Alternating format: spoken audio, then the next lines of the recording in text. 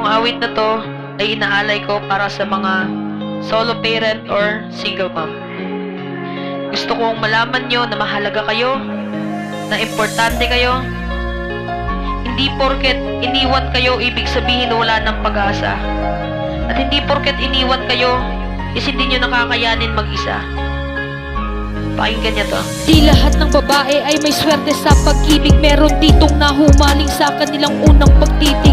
Ang gusto lang naman, mahalin sila ng tunay, makasama sa tatawagin nilang sariling bahay. Ngunit sa kagustuhan, biglang kinalaunan. Madalas na pag-aaway, batang wala pang malay. Ipit sa kaguluhan, sigawan at sumbatan. Mulat na sasakitan, humantong sa hiwalayan.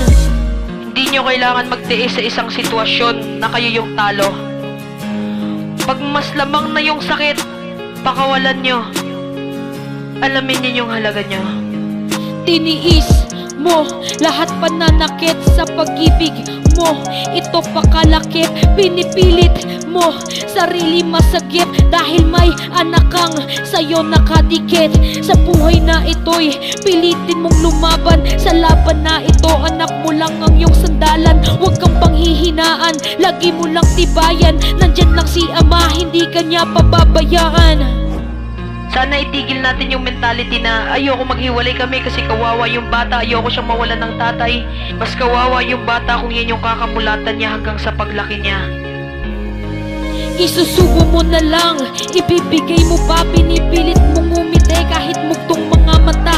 Tiniis mo ang gutom, umabante mahinahon. Tuloy lang sa hakbang, sa'yo din yan kusang aayon. Huwag kang panghihinaan, ikaw na ay tumahan. Hindi mo kailangan ng lalaki na sandalan. Malayo na pero malayo pa, tuloy-tuloy lang sa pagsagwan at pag-andar ng bangkang de makina. Umahon ka. Kinaya mo noon, kakayanin mo ngayon, kakayanin mo bukas. Huwag kang mag-isip ng negatibo. Dahil kaya mo yan. Kaya mo. Madalas sila malait, salitang di kakit-takit. Kesyong ang malande at sa lalaki lumalapit. Kasalanan ba nila kung sila ay nagmahal? Napunta sa relasyong di pala magtatagal. Pero bilib ako sa isang katulad mo.